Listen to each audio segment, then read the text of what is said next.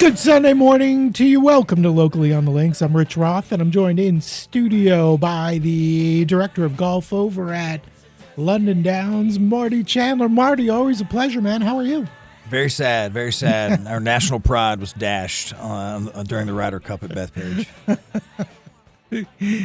You know, they made a run and made it fun on Sunday, right up until, of course, the word on the street was they heard that I had picked them, and that it kind of rallied the troops. They had to step up for the local pro in Forest, Virginia that said they were going to win. I think I said 15.5, 12.5, so pretty close on the score. It's 15-13, completely wrong on the team that won.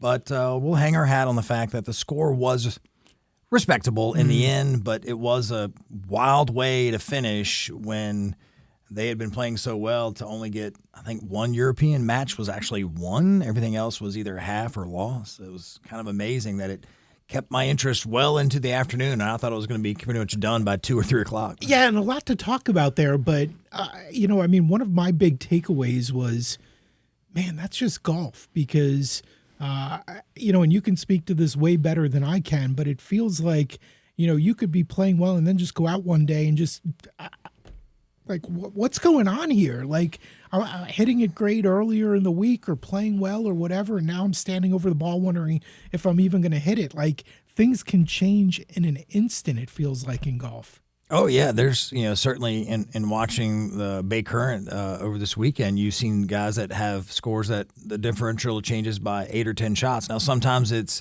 the wave they're in because of the weather conditions. Certainly maybe wind or rain impacts a late early start versus a guy that might be an early late start. So that can do it. Sometimes something clicks. It's weird. I always tell people a lot of times when you shoot a really low score, a lot of times things just work out to where let's say you get to your approach shots and all day it's the right number and the right number necessarily isn't 140 or 150, but it's right for your gaps in your numbers. You walk up and go, oh, this number is exactly what my pitching wedge is, or this number is exactly what my sand wedge is, or this is really comfortable gap wedge for me, as opposed to some days you get it's man, for me, I don't like the number around 135 to 140. It's short for my, my 9-iron because I have to choke my 9-iron or swing a partial 9-iron, and it's usually too far for my pitching wedge unless the wind's just right. So when you get to those numbers, man, I keep getting this bad number, that sometimes affects your ability to score because you're always trying to manufacture a shot, as opposed to sometimes it's great when you walk up and go, oh, this is a driving range 7-iron, or my 3-wood is perfect for this approach shot or this tee shot. It just feels right and it's easy. And sometimes when it's hard, it's just, the wind isn't the right wind for my shot shape, or the numbers aren't great, or, man, I've had a lot of left to right putts today and I struggle on those. And it's funny how that sometimes plays out. Well, and the other thing in the Ryder Cup was, especially on the first 2 days, it was like the Euros made every putt. And the U.S., it was just, they were lipping out or just, and we've all had those days too, right? Where it's just I can't make a putt out of 2 feet. I could be 3 feet away and it'd lip out or I'd pull it or whatever. And then, the next day, man, everything's going in. And it's just crazy that way sometimes, right? Yeah, certainly when you're trying to, read a putt and you're trying to, gauge speed and how much it's going to break. And there's some days where your sight line, your eye line, how you read them just matches up so well with how the greens are rolling and the speed. And a lot of people always claim that they like really, really, really, really fast greens, but in reality, there's probably an optimal speed for every golfer. And most cases at our level, a green that runs probably what they'd say maybe 9 or 10 on the stimp meter, it's plenty of speed, but it's also a good making speed. They're not going to be really hard to hit chip shots and pitch shots around because the ball will check and hold a little bit. But when they start getting, really fast, you get to a tournament speed of 11, 12, where the ball just continually rolls out. It's hard to control it from the rough when you're hitting approach shots. All that stuff matters in. I thought, and I would guess looking back, we've heard a lot about the course setup, and it seems as though the course was set up for a lot of birdies, which if you're playing a road game, I'd much rather know that the golf course probably is going to play easy and yield a lot of birdies, because when you make birdies as the visiting team, you can keep the crowd quiet. If you're struggling on a hard golf course, I think that creates an intense amount of pressure for a visiting team, because when you're maybe making bogeys or struggling to make birdies, I'd rather be the home team when it's playing really, really hard rather than playing really easy, if that makes sense. And that course was set up to play relatively easy, and I know the rain ahead of time made it play even easier, right? That you can't control the weather. But they controlled the mowers, and I think right. they certainly, it looks as though they had mowed the rough down. Even the European part of their brain trust, Eduardo Molinari, does a lot of kind of the numbers for them. Everybody calls him Dodo. He's Francesco's brother. He's both played on the tour. Francesco obviously had some higher successes with some wins and won a British Open, but he even said like they were surprised that it was that short, and then they mowed it again. They went there for a practice round maybe 2 weeks before, a week and a half before, and he said it was already low, and he came back and was like it was even lower, and they were pleasantly surprised about that, because then they thought, okay, this is going to play easy. Yeah. And so if we're on our game, we can make birdies, and birdies, keep everybody quiet. And to your point about the crowd, the thing that I kept hearing were curse words. Well, the thing that I kept hearing on TV, and then I wound up sitting with somebody and watching it in a sports bar on Sunday, with someone who had been up there on Friday. Mm-hmm. And, and the conversation really centered around the crowd. And, it was like, man, if the U.S. can't win at Bethpage with that New York crowd and the energy, the public course guys, right? Not the, not the private, super private elites, but the public course that everybody plays. And it was so cool to see Bradley going out, giving tickets away to people on the course ahead of time to bring, but it was basically that the crowd never had an opportunity to really get into it, because the Americans, for lack of a better term, crapped the bed so badly the first 2 days. There was never a chance to get going. And even, if you looked at, I want to say at Scotty Scheffler at one point, he had played, I don't know, some stat they threw out that he had played, 50 some or 60 some competitive holes through his first 4 matches. And I think the European team had made 35 or 30. They basically birdied almost half, or if not more than half, of the holes in the competitive holes that he played in his first 4 matches. And, they always say they want the crowd to cheer on your team. Don't deride the other team. Mm-hmm. Certainly you can. They're going to cheer a little bit when a putt's missed or all that. But the problem was we weren't providing the fireworks to have them something to cheer for. Right. Europeans were making the birdie putt. We'd have maybe a 12-footer for birdie, and Europeans would have a 15-footer, and they'd can the 15-footer. We'd miss the 12-footer, and it's man, they got nothing to cheer for 2 days, and we got this big deficit. And so the crowd kind of turned into this just attacking players and saying stuff rather than being able, because we just weren't making birdies, despite the course being set up fairly easy.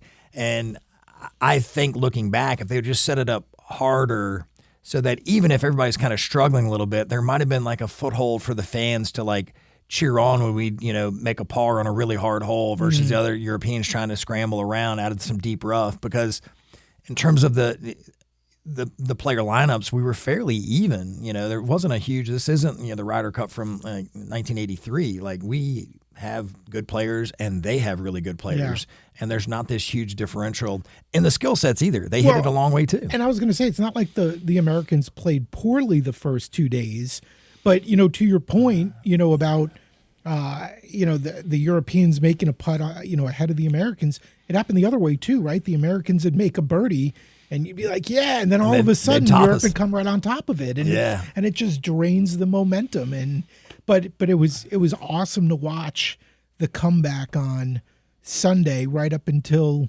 Russ Henley left a couple putts short coming in. I mean, and the problem there, and I'd love to get your thoughts on this, but from at least my perspective, was 17 and 18, both very, very makeable putts. They weren't super long. Right. and to leave them both short with an opportunity to not necessarily win the cup, but really keep it alive. Yeah, prolong. Yeah, exactly. And knowing what was going on behind, there were already a bunch of wins at 18, so people were fired up, and even DeChambeau's tie, right, is half. He's all fired up, comes back from 5 down? He was 5 down like at one point, yeah. And you're just fired up, and then poor Russ. How do you leave too short? I'd hate to just use the cliche, but it happens. Yeah. Like you're looking at this putt and going, it's slightly downhill, and so in his mind, I was like, I don't have to worry about getting it there. Right.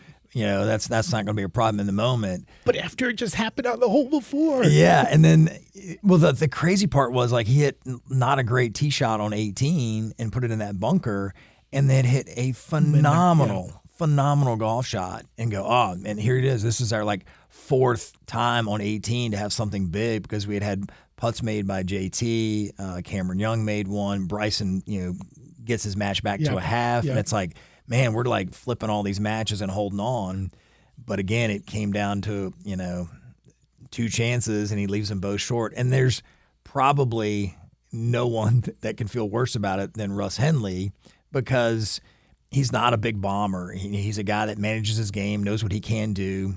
And, in this case, the shot that he hit on 18 was that's why he's here. It's he hit a shot out of that bunker that I didn't think he could get it to that close, but turns around and misses the putt, which is kind of a small, microcosm of the entire weekend. Yeah. Marty Chandler, director of golf at LondonDowns, joining me here locally on the links, and just kind of recapping the Ryder Cup.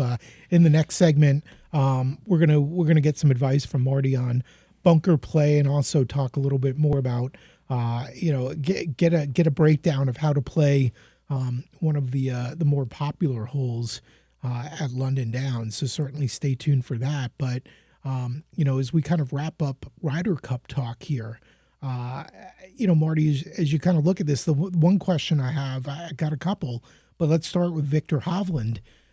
Sits out the singles matches because of an injury, and it winds up being a half a point for each team. And I understand that's the rule, but really? Yeah, it's kind of be crying over spilled milk. I mean, that's the rule. The rule's in place. It has only been exercised, I think now this is the second time.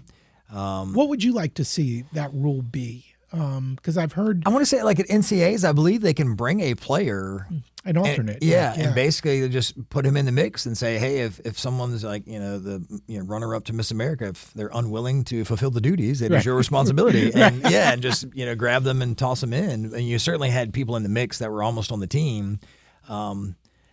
Captain could be thrown into the equation potentially. Yeah, tell the captains keep your game sharp. We might have to. Would have been great with Keegan, right? Yeah, exactly. The junkyard dog would have been thrown in the match there all of a sudden. But it's just one of those weird things. The way that came down to such a tight finish that no one ever thought. This splitting the point between two guys that didn't play on that day would really matter that much with such a big differential, but it did. And hopefully, it's one of those things that.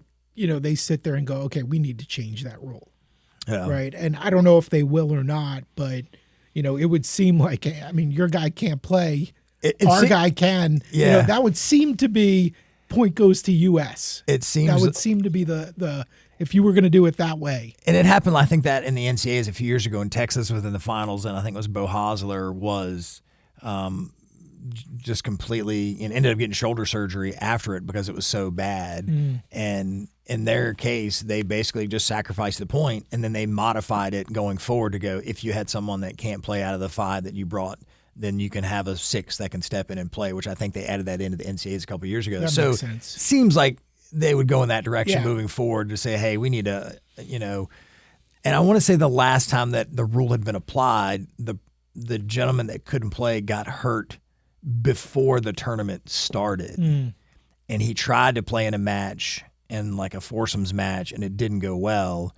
So then he sat the rest of the matches, and then they said, he's not going to be able to play. And so I think that was 85, 87, probably have to look it up. But it's weird because I don't know if you know the story. The guy got injured during the week leading up. They had I don't know if they were going to the ceremony or going to a function or something. And so they had like all these cars that were going to the same place. They got wives and all this stuff. And there was an accident in the motorcade, and the golfer got hurt. He hurt his neck. They had a fender bender going to one of the dinners or something one night leading up to it. Steve, oh man, I wish I'd have looked up his name. Man, you never know what's going to happen. Oh yeah, and it's like, in fact, it probably was the first time they're like, oh, there's a rule in place for this. Right. Oh, like let's go down and look in our Constitution here, right. And there it is. Yeah, and then of course it plays out this week, or for this past week. We've only got a minute or so left in this segment, but I want to ask this. Again, this seemed to be the one. Keegan Bradley, the U.S. team, Bethpage, the whole deal.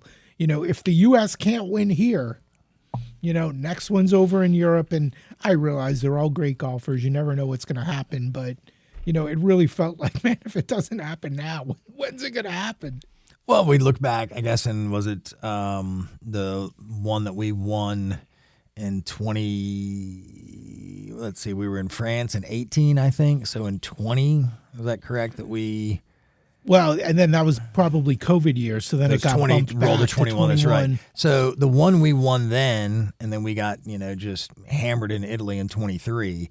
But like in 21, it was like, man, this team, these guys are going to be together for like, 2 or 3 more cups. Like Europe's got no shot. Mm-hmm. And now it's like we're 4 years down the road from that, and it's like, does the U.S. have a shot in these anymore? And so, you got some young guys coming up. I think they're going to start taking a hard look at getting some of these younger guys in that are up and coming, because now it's like guys that are like 20, 22, like go out and make birdies and hit the ball a long way. And it used to be like Ryder Cup was like you pick the guy that was like right around 30. He'd been on tour for 6 or 8 years. He was established, and that carried us through for a while. And now we're not seeing that. We're not seeing the Jordan Spieth stay on these teams very long. Right. There's a lot of more turnover, and I think they're going to have to continue to look at developing some of these younger guys that are hungry to go out and play for their country. And that'd be a big part of the captain's picks too, I'm sure. For sure, definitely. And you had one other quick thing you heard from an interview with Johnson Wagner. Yeah, Johnson Wagner brought up a great point that the U.S. participates in an international competition every year. We play President's Cups on the off year away from the Ryder Cups. And since the institution of the President's Cup, which is run through the PGA Tour, it's been 30 years since the President's Cup started in 95, I believe. So they've done 15 Ryder Cups in those 30 years. We're 4-11. Yeah, overwhelmingly showing that this every year play seems to probably be a detriment for the U.S., where the Europeans, they do international competition every 2 years. Yeah. They're fired up. They are chomping at the bit when a year rolls around. And for us, it's like, oh, it's another point season. It's another team to make. And it's just tough. And I know the money part of it, right? It probably drives it. But, us as viewers, it feels like we don't really care about the President's Cup. It doesn't, you wonder if the players do. Yeah, for the European side, for the Ryder Cup, it was built on these guys that traveled and played the same tour. And for an international squad, they are much more disjointed because they are playing across multiple continents. Yep. You've got Australia, South America, Japan, and it's like all these other things are trying to pull together. As opposed when you look at Europe, originally it was just GB&I, and then we added on continental Europe. But these guys literally live, and are familiar with each other because of a similar lifestyle, as opposed to cross-cultural language barriers, all the stuff that the international squad has to deal with at the President's Cup, and that seems to still give us a little bit of an advantage. All right, we got to take a quick break. We're only going to have a few minutes when we come back, but stay tuned. Marty's going to talk about bunker play, a great hole at LondonDowns, and a great local story as well. Stay tuned. Welcome back to Locally on the Links. Rich Roth, Marty Chandler, Director of Golf out at LondonDowns, joining me. And quick last segment, but we got a lot to get in, and we're going to do it. Going to talk bunkers in just a second. Number 15, the Island Green at LondonDowns. But first, Marty, you've got an update on a great local story. Yeah, we're really excited. Zach Bauchou, who grew up in our area and grew up at LondonDowns playing a lot of golf there, has secured his PGA Tour card for 2026. And he's been laboring away, grinding on the KFT Tour for several years, and was close last year. and just didn't quite pull it out on the last day of their final event.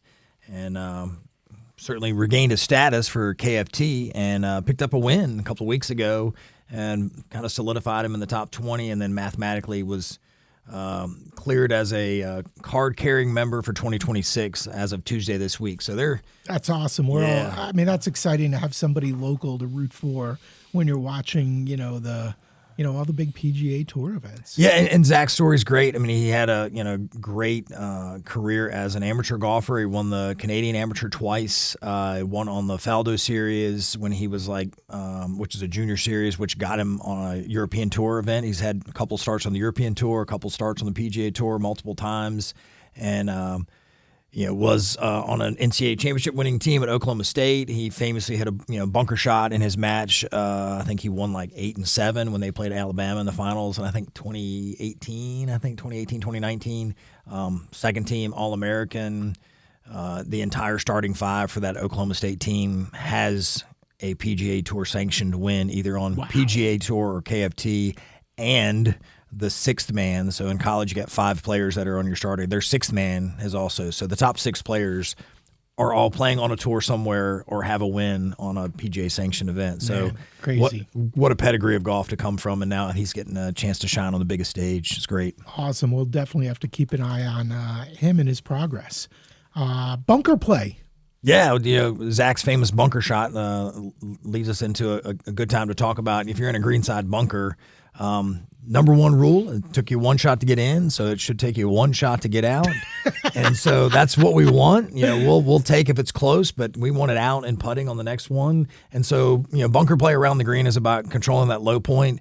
In this case, your low point should be, behind the golf ball. We're trying to make sure that this thing bottoms out behind it, and we're going to splash some sand and let the ball come out. So we typically dig in a little bit with the feet, we choke down on the club, and we pick a spot half inch to an inch behind it, depending on whether we're trying to fly it a long way or run it a long way.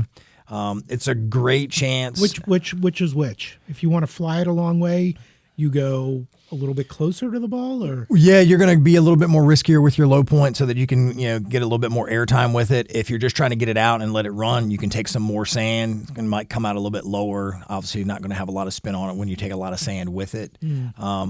Certainly, open the face to add some loft. We move the ball position up. All these things can be done before your swing to kind of leverage the situation to help you get the ball out. And we've got, all of the courses around town have a, practice bunker you can head out of so that you can work on controlling that low point. I tell people to find themselves a 56 degree with a lot of balance so that it's a little bit more forgiving as far as getting it out of the sand. And now they make clubs that are even easier to hit out of bunkers. So if you're one that finds yourself in them a lot, or you play a course that has a lot of greenside bunkers when you go to places like the beach or maybe Pinehurst that have more of that type of setup, it might be that's a good club to have in, a club that I can just literally hit an inch and a half behind the ball every time and get it out. How does that change if you have a plugged lie or a fried egg? And I've seen people one of two ways: open the face more, take a bigger swing, hit behind it further. But I've also seen people that like to actually close the club face and just drive the toe into the ground and just squirt it out. Exactly. And just excavate a lot of sand and let that ball come out nice and soft. Marty, we got about a minute left. Number 15, the Island Green. I was telling you during the break, I love the fact that you have very generous drop zones on your par threes. I'm thinking, man, you got a bunch, right? Right in 3 of them, right? Over water. And yeah, number 2, number 7, number 15 all have water in play. And most cases, they're not too long a hole. They're probably from our white teaser, somewhere between probably 135 and 150. So you're typically holding a club that you anticipate you're going to be able to hit the green with because they're 9-iron, 8-iron, pit wedge. But the circumstances tend to bring a lot more gravity to the situation, the thought of the water, and maybe depending on this time of year, you get some more winds. So you got to choose the club wisely. And I always tell people for like 15. Ignore the pin and focus on the center of the green. Try to control distance to get it to the center of the green. 3 is always a good score. Marty Chandler, Director of Golf at London Downs, LondonDowns.com. Make your tee times early? Always this time of year and the weather's nice. Check out at least 3-4 days in advance. Thank you, Marty. Appreciate it. Thanks, Rich.